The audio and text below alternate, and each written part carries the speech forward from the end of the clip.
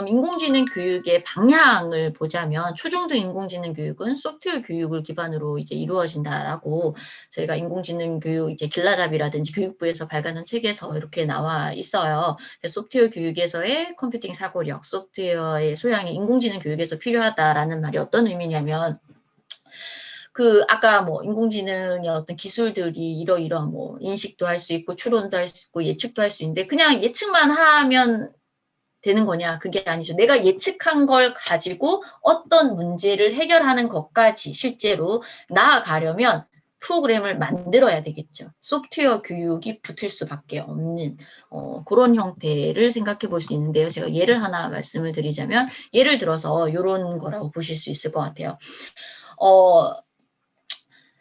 아까 앞에서 제가 엄마의 얼굴을 인식을 했어요. 아들의 얼굴을 인식을 했어요. 제 책에 나온 예시 중에 하나예요. 그 엄마와 아들을 구분할 수 있는 기준을 세워서 얘는 엄마야, 얘는 아들이야, 또는 얘는 엄마도 아빠도 아니야 라고 판단을 할 수 있는 인공지능이 있다면, 머신러닝 모델이 있다면 그것만 가진 것이 아니라 이걸 갖고 문제 해결을 해야 되는 거잖아요. 그래서 엄마라고 인식을 했을 때는 문이 열리는, 여기서는 이제 보물상자로 표현을 했지만 실제 우리 집 현관문 도어가 열리는, 또는 아들일 때도 도어가 열리는데 낯선 누군가의 얼굴일 때는 문이 열리지 않는 문제 해결을 하는 그런 프로그램을 만들 수 있는 그런 형태의 이제 교육을 말씀드릴 수 있을 것 같아요. 그렇기 때문에 이 인공지능 교육에서 말하는 이 방향에서 소프트웨어 교육 기반으로 인공지능 교육이 어떤 문제 해결력이라는 부분, 일상에서의 문제를 해결할 수 있는 역량을 키운다라는 관점에서 우리가 좀 생각을 해볼 수가 있을 것 같고요. 그렇다면 인공지능 교육은 우리가 도대체 무엇을 가르칠 건데 라고 얘기를 물어보시는 분들이 많으셔요. 그럴 때 이제 사실 그 학자마다 또는 발간되는 여러 가지 인공지능 책들마다 그 유형을 나누는 뭐 교수님마다 조금씩 다 달라서 지금 어느 것 하나 이거예요 라고 명확하게 말하기는 사실 조금 어렵죠. 인공지능 교육이, 인공지능 자체는 학문이 오래되었다고 하더라도 인공지능 교육, 특히 초등에서의 어떤 접근은 이제 막 시작이 되었기 때문에, 그렇다면 지금 여기는 인공지능 교육 길라잡이라는 책에서 제시된 유형 3가지를 지금 제가 보여드리는 건데요. 예를 들어서 AI 기술이 교육 도구로 활용될 수 있도록 교육과 AI가 결합된 교육이라는 의미는, 쉽게 얘기하면 얼마 전에 수학과 관련된 AI 플랫폼이 나왔죠. 그러면 거기서 하는 원리가 뭐냐면 아이들이 거기서 학습을 하면 아이들의 학습 데이터가 축적이 되고 그 데이터를 분석을 해서 이 학생은 지금 상태가 이러니까 다음에는 이 코스 여기로 가서 공부를 더 하면 도움이 될 것 같아요 라고 진단을 해주는, 그래서 그 AI 기술을 어떤 보조 수단으로 우리가 교육을 할 때 도움을 받을 수 있는 형태가 이제 하나가 있을 수가 있을 것 같고요. 또는 이런 유형도 있을 수 있어요. 완성된 AI를 실생활의 문제 해결에 활용할 수 있도록 하는 능력을 기르는, 예를 들어서 우리가 그 클로바 더빙 온라인 수업하시면서 많이 하셨을 것 같아요. 접하셨을 것 같아요. 이 음성 합성 기술이라는 어떤 인공지능 기능을 가지고, 완성된 기능을 가지고 그 더빙, 영상 컨텐츠를 내가 완성해야 되는 문제에서 그 더빙 기술을 접목을 해서 그 문제를 해결을 할 수 있도록 하는 것, 이런 것도 인공지능 교육의 어떤 부분이라고 볼 수가 있다라고 생각을 하고요.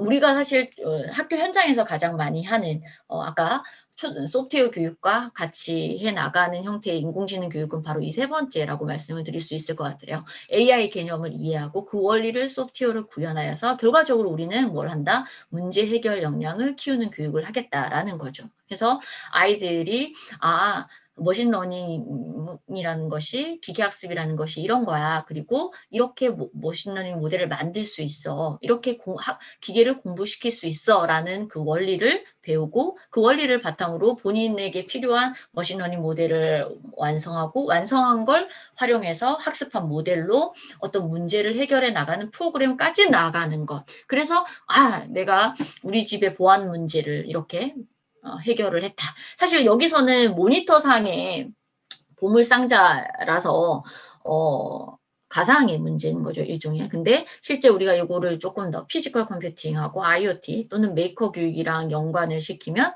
이런 인공지능 기술을 활용해서 진짜 실제의 어떤 도어가 열리고 닫히고 하는 그런 형태의 교육도 충분히 가능할 것이라고 보고 있습니다. 앞으로 그렇게 될 거라고 보고요. 이건 아까 예로 말씀드렸고, 요것도 이제 제가 강의했던 주제 중에 또 하나인데,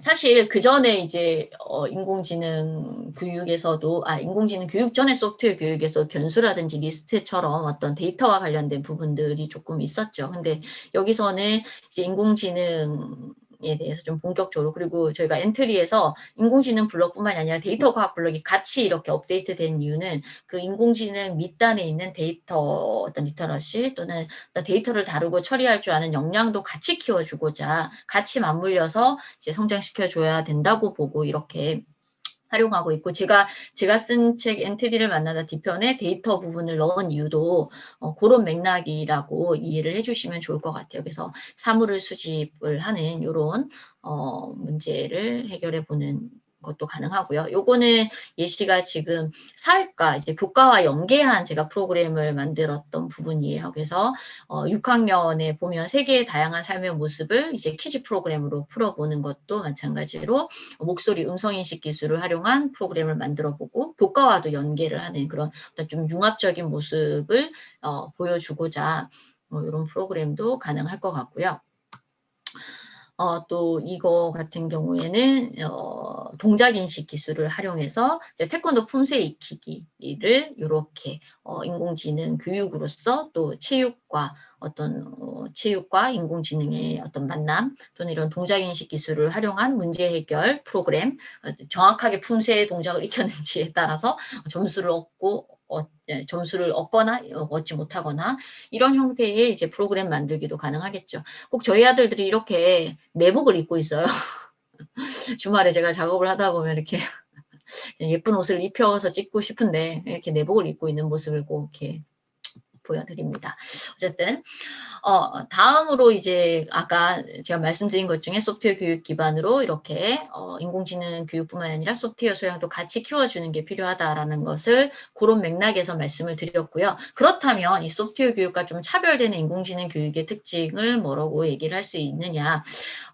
지금 계속해서 말씀드린 것 중에 인공지능을 얘기하면서 제가 데이터를 강조를 많이 했었어요. 그죠? 머신러닝 모델을 만들려면 공부를 시켜야 되고, 공부를 시키려면 뭘 바탕으로 한다? 데이터를 바탕으로 한다. 그러려면 우리 아이들이 그 문제를 해결하기 위해 필요한 데이터가 무엇인지를 알아야 되고, 그에 적합한 데이터가 편향되지 않도록 잘 데이터를 수집하고 처리를 하고 하는 그런 과정들이 사실은 필요하기 때문에 이런 데이터 중심의 사고가 굉장히 사실은 밑단에 중요하다라는 부분. 그러면서 어떤 모델을 만들어, 머신러닝 모델을, 어떤 판단의 기준을 세울 수 있는 모델을 만들어가는 과정을 이제 소프트웨어 교육만 할 때와 소프트웨어 결합된 인공지능 교육을 할 때의 어떤 약간의 차별의 과정이라는 것을 알 수가 있고요. 마찬가지로 이미지 인식, 자동 분류, 음성 인식 등 다양한 AI의 기술들을 활용한 문제 해결력을 키울 수 있다라는 부분들이 기존에 우리가 해왔던 소프트웨어 교육과는 약간 차별이 되면서도 어떻게 보면 굉장히 바운더리를 더 넓힐 수가 있는 소프트웨어 교육을 더 넓게 확장시킬 수 있는 그런 부분들이 분명히 있다라고. 그래서 인공지능 교육이 나왔다고 해서 뭐 소프트웨어 교육과는 전혀 별개의 새로운 교육이 또 시작되는 것이 아니라 이렇게 연장성상에서 좀 더 넓은 사고에서 넓은 범위에서 우리가 인공지능 교육, 소프트웨어 교육을 생각하면 될 것 같다라는 말씀을 드리고 싶습니다. 또한 이제 그랬을 때 인공지능 수업을 효과적으로 할 수 있는 방법에 지금 제가 다른 데서 발췌를 해온 부분인데요. 이런 예시들이 잘 나와 있더라고요. 사실 현재 초등 같은 경우에도 인공지능 교육을 할 수 있는 교육과정인 근거가 현재로는 사실 찾기가 어렵죠. 그죠? 소프트웨어 선도학교, 인공지능 선도학교 같은 경우에는 이제 교육과정 재구성을 통해서 이런 융합적인 접근을 많이 할 것 같은데요. 나중에 인공지능 교육이 교육과정으로 들어온다고 해도 어디로 사실 교과가 없기 때문에 초등은 특히 이렇게 다른 다양한 교과들과 연계한다거나 창의적 체험활동 시간을 활용하는 형태로 많이 이루어질 거라고 보고 있습니다. 그러면서도 앞에 예시해 보시면 이렇게 다양한 미술, 도덕, 사회 다 가능할 것 같아요.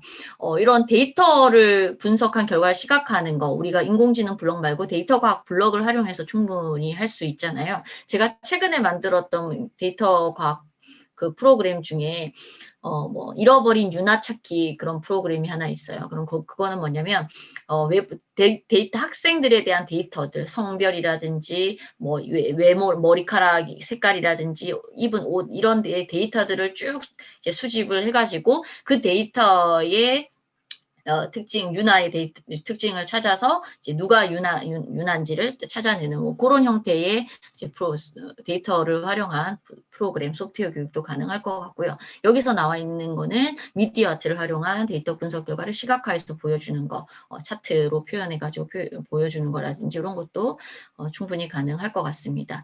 그리고 도덕 같은 경우에는 이렇게 이제 인공지능 윤리 교육 하고 이제 결부시켜서 우리가 할 수가 있는데요. 아무래도 이 데이터를 수집하는 머신러닝 모델 만들려면 데이터를 수집을 해야 되잖아요. 이미지 데이터를 수집을 하든 음성 데이터를 수집을 하든 이렇게 데이터를 수집을 해서 모델을 만들어야 되는데 그러려면 아이들이 막 인터넷에서 막 아무 데이터나 막 가지고 오는 경우가 있을 수 있어요. 그럴 때 이런 저작권 교육과 연계해서 아이들한테 데이터를 이제 인공지능 교육 또는 데이터를 이제 활용하는 교육에서 윤리를 지킬 수 있도록 하는 교육도 가능할 것 같고요. 또 하나는 편향성과 관련된 이제 교육이에요. 지금 예시로 제가 지금 보여드리는 게 뭐냐면 원래 이게 피사의 사탑하고 성 베드로 성당 두 개만 이제 클래스를 만들어 가지고 데이터를 학습을 시키면 나중에 이제 길쭉하게 생긴 애들은 다 피사의 사탑으로 약간 이렇게 삼각형 모양으로 생긴 것들은 다 성베드로 성당으로 판단을 해요. 그러니까 데이터를 충분하게 제공을 하지 못했기 때문에 사실은 이제 잘못된 판단을 하는 거죠. 그러면 그랬을 때 아이들에게 이 문제를 어떻게 해결할 거냐. 그랬을 때 뭐 다른 데이터들을 다 학습을 시킬 수도 있겠고 또는 뭐 이렇게 밑에처럼 다 학습시키는 어려우니까 기타에 놓고 비슷하게 생긴 물건들은 다 몽땅해서 기타로 몰아놓고 일단 피사의 사탁과 성베드로 성당이라도 좀 정확하게 학습을 할 수 있도록 또 할 수 있을 것 같고요. 이거는 하나의 그냥 예시로 보여드린 거고요. 실제 이제 사례들 여러 가지 우리 그 구글에서 예전에 몇 년 전에 뭐 흑인들 같은 인종차별적인 데이터를 통해서 흑인을 보여줬을 때는 흑인을 사람으로 분류하지 않고 동물로 그러니까 고릴라로 분류하는 그런 사건이 있었던 것처럼 그런 예시를 통해서 어떤 잘못된 데이터를 가지고 바탕으로 공부를 시켰을 때 학습을 시켰을 때 잘못된 어떤 편향된 결과를 가지고 올 수 있다. 그것이 상당한 사회적인 문제를 가지고 올 수 있다는 것을 아이들하고 같이 토론해 보는 것도 저는 상당히 중요하다라고 생각을 하거든요. 그래서 그런 부분들도 교육이 가능할 것 같습니다.